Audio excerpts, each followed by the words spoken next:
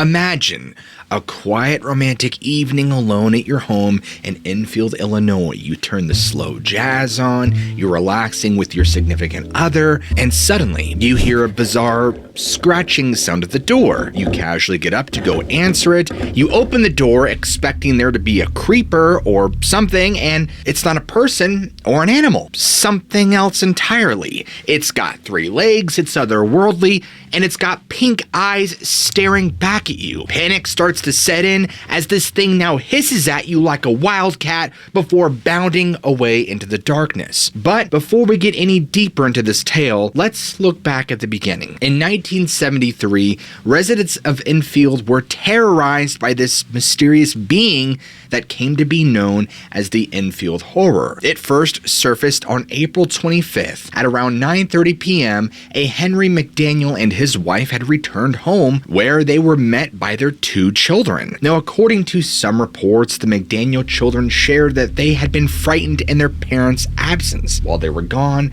the children said that something seemed to be scratching at the door, trying to get into the house. I mean, probably a stray cat. Right? No. Henry had put little stock in his children's tale. I mean, just suspecting that they were simply the victims of their own overactive imaginations. But 30 short minutes later, he too heard the distinctive sound of claws against the front door. And no, it's not your ex desperate to get back with you. Despite this development, Henry still remained calm. He fully expected to find nothing more than a stray dog or a feral cat on the other side. Now, looking outdoors, however, he found something truly horrifying. He could not tell what it was, only that he had never seen anything like it before in his entire life. Now, in his words, it had 3 legs on it, a short body, 2 little short arms, and 2 pink eyes as big as flashlights. It stood 4.5 feet tall and was grayish colored. Now, chillingly, Henry would later compare its body to that of a human being. Before rushing outside, Henry ran and fetched his flashlight and a .22 pistol. This isn't a pistol, this is a rifle, but you get the point. Now, within moments, he opened fires on the creature, right, with his pistol, discharging his firearm 4 times in its direction. Henry would later tell others that he was certain of his accuracy. "When I fired that first shot, I know I hit it," he said. The Enfield Horror did not seem very perturbed by the assault. In response to Henry's shots, it hissed like a wildcat and began bounding away, its 3 legs carrying it across the yard in a series of long, graceful leaps. And before Henry could fire another round, it was heading toward the nearby railroad, where it disappeared from sight altogether. Now, he later estimated that in only 3 jumps, the creature covered up to 50 feet. Now, Henry immediately called law enforcement, and officers arrived at the McDaniel residence. They found a few noteworthy oddities. The siding of Henry's home bore distinct scratches, and most alarmingly, there were peculiar footprints. These were described as similar to a dog's prints, but displayed not 1, 2, 3, 4, or 5, but 6 toes. Now, notably, 2 sets of tracks spanned 4 inches each, while a 3rd paw print was smaller, a detail which seemed to confirm Henry's description of the mysterious beast having 3 legs. Now, police later described Henry that evening as rational and sober. I mean, that's pretty good, right? I would hope so. For his part, he later told reporters that if anyone managed to find the creature, they will find more than one, and they won't be from this planet, I can tell you that. Now, despite the physical evidence and Henry's straight-faced demeanor, many officers remained skeptical of his claims. I mean, wouldn't you? This is even more surprising, given how just 30 minutes prior, they had received reports of an attack on Henry's 10-year-old neighbor. That boy claimed that the monster had stepped on his tennis shoes, pulling them off and ripping them to shreds. Sounds more like a middle school bully to me. The creature was not reported for another 2 weeks, and for a time it seemed like everyone would forget about the Enfield Horror. However, at 3 in the morning on May 6th, 1973, Henry called WWKI radio station in Kokomo, Indiana, to report that he had spotted the beast yet again near his property. Now, according to Henry, a racket from his neighbor's dog woke him up in the middle of the night, and when he looked outside, he saw in his words, something moving out on the railroad track, and there it stood. I didn't shoot at it or anything. It started on down the railroad track. It wasn't in a hurry or anything. Henry said that he watched the animal for several minutes. While it might be easy to assume that the infield horror was a figment of Henry's imagination, WWKI actually dispatched one of their own reporters to the site late that day, a gentleman humorously named Rick Rainbow. Rick, along with 3 friends, actually claimed to see the creature himself. Next to an abandoned building and a field near the McDaniel property, Rick said he saw something resembling an ape. It was gray, stood about 5.5 feet tall, and seemed to run stooped over at an incredible rate of speed. Rick was prepared though, because not only did he record vocalizations from the creature, but he even took a pot shot at it. Of course, the infield horror ran away to fright another day. A minor monster mania had seized Enfield, Illinois. People from miles around descended on the small town to see this creature. Some even sought to capture or kill this elusive beast. Just 2 days after Henry's radio call, and officers under the direction of a Sheriff Roy Pochard Jr. were called out to investigate reports of gunfire. Now, they found 5 youths, all from out of town, who claimed that they were trying to photograph the infield horror. For protection, they all carried firearms and allegedly were acting out in self-defense. It turned out that they had succeeded in spotting some sort of gray thing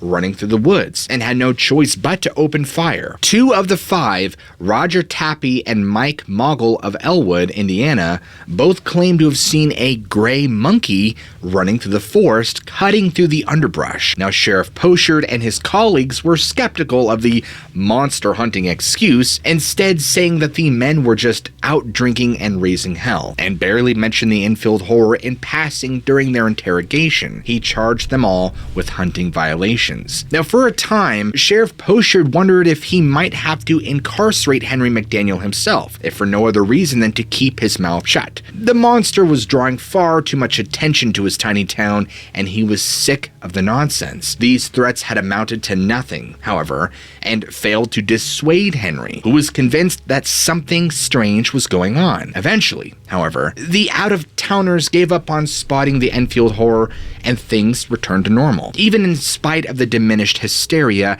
a handful of witnesses still claim to see the creature on and off over the years. Now, the Enfield horror has continued to baffle skeptics and cryptozoologists alike. Famed researcher Lauren Coleman investigated the event, including Rick Rainbow's recording of the creature's supposed cries. And he told reporters, "I traveled to Enfield, interviewed the witnesses, looked at the siding of the house the Enfield monster had damaged, heard some strange screeching banshee-like sounds, and walked away bewildered." Some believe that the Enfield horror may actually have precedent in another wave of sightings. They point to stories of the Mount Vernon monster, which appeared in the 1940s in the nearby town of, you guessed it, Mount Vernon. Mount Vernon is only 40 miles from Enfield. According to these older reports, a mysterious creature was responsible for several animal mutilations all throughout the region. It was often reported that this creature was moving with a peculiar loping locomotion. From these sparse eyewitness accounts, it seemed to be ape-like. Now, could this be the same creature as the Enfield horror? Today, many regard the Enfield horror as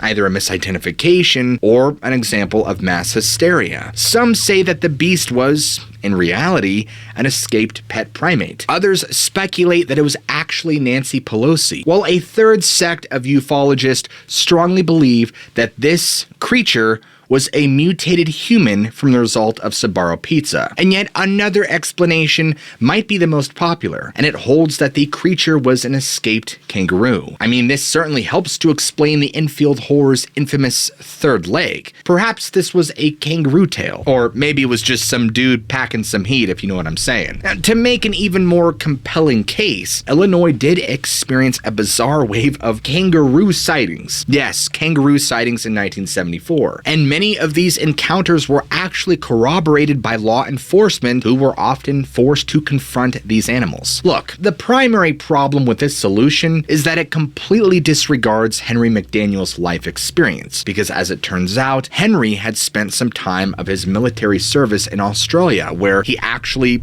get this, owned a pet kangaroo, and as a result, when presented with the kangaroo explanation, he adamantly declared the creature wasn't a kangaroo. As for mass hysteria, there are indications that some aspects of the story don't quite hold up. Greg Garrett, Henry McDaniel's young neighbor who had his shoes torn by the Enfield horror, later confessed that he had concocted the story to tease Mr. M and have fun with an out-of-town newsman. Greg shared this with researchers from Western Illinois University who used the Enfield horror case as the centerpiece for a 1978 study into social contagions. Now, according to the head of the study, David L. Miller, it was not solely Henry's story, but rather 3 first-hand reports that got picked up by the news and were simply overblown. The results of their study read this: in this area of southern Illinois, it is not unreasonable to assume Mr. M or the radio news team had actually seen an animal. People we interviewed framed the recent events in these terms. Their accounts admitted the possibility that large dogs, calves, bears, deer, and wild cats had been sighted. Some frames suggested that an exotic pet, such as an ape or kangaroo, was the catalyst for the monster reports. Now finally, some people tactfully suggest that Mr. M had a notoriously overactive imagination and had probably been shooting at just shadows. In any event, we interviewed only one person who agreed with Mr. M's claims that he had indeed seen a monster from outer space. Unlike a lot of cryptids, the story of the Enfield horror seems largely confined to one singular time and place. Depending upon what you believe, this might indicate a hoax, misidentification, or mass hysteria. It also might mean that this was indeed a once-in-a-lifetime occurrence, when a creature from another world, another dimension, or another reality had slipped into our own world. But more importantly, I want to know what you guys think. Is the Enfield horror real, or is this simply just a matter of a fictitious tale pushed for fame and notoriety? Please let me know what you think down in the comments. I would love to hear your guys' opinions. And if you guys enjoyed today's episode, be sure to go ahead and smack that like and subscribe button for more content just like this. As always, I love you all, keep an open mind, and I'll see you guys in the next episode.